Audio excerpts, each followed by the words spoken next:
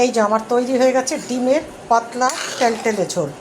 কিন্তু এই ডিমের ঝোলের যে স্বাদ হয় না, গরম ভাত হবে, এই ডিমের ঝোল, আর তার সাথে কিছু হলেও চলে, না হলেও চলে, সময় অসময় সব কিছুই চলে।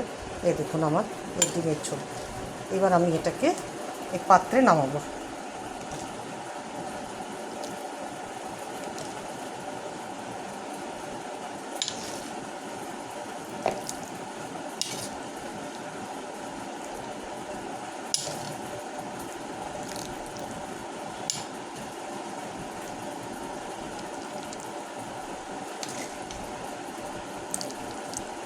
যা গরম পড়েছে তখন মনেই হয় যে একটু পাতলা ঝোল, মাছের পাতলা ঝোল, ডিমের পাতলা ঝোল, মাংসর পাতলা ঝোল, খুব খেতে ভালো লাগে।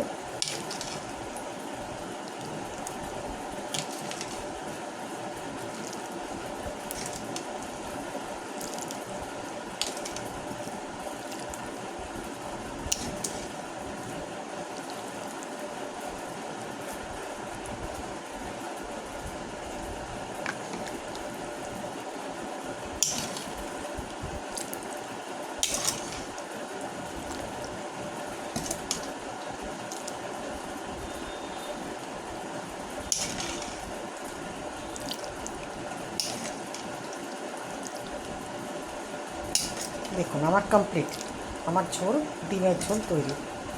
এই ডিমের ঝোলটা আমি প্রথমবার আপনাদের সামনে করলাম। এতে আমি কোনো গরম মশলা দিইনি, পেঁয়াজ কুচিয়ে ভেজেছি, ডিমটা প্রথমে সেদ্ধ করে ভেজে তুলে নিয়েছি, আলুটা ভেজে তুলে নিয়েছি, তারপরে কড়াইতে তেল, জিরে, গোটা জিরে, তারপরে একটু পেঁয়াজ কুচিয়ে আর টমেটো, 3টে টমেটো কুচিয়ে দিয়ে ওটা ভেজে নিয়েছি।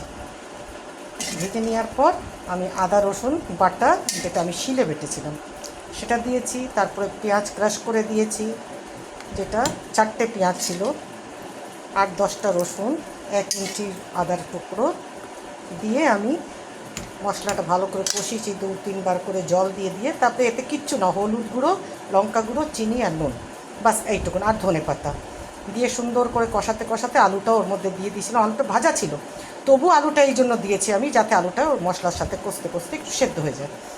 তারপরে এটা তৈরি হয়ে গেছে যখন, তখন গরম জল, ডিম দিয়ে দিয়েছি, তারপরে গরম জলটা দিয়ে দিয়েছি, ব্যাস তৈরি হয়ে গেল আমার ডিমের পাতলা টেলটেলে ঝোল। এই দেখুন,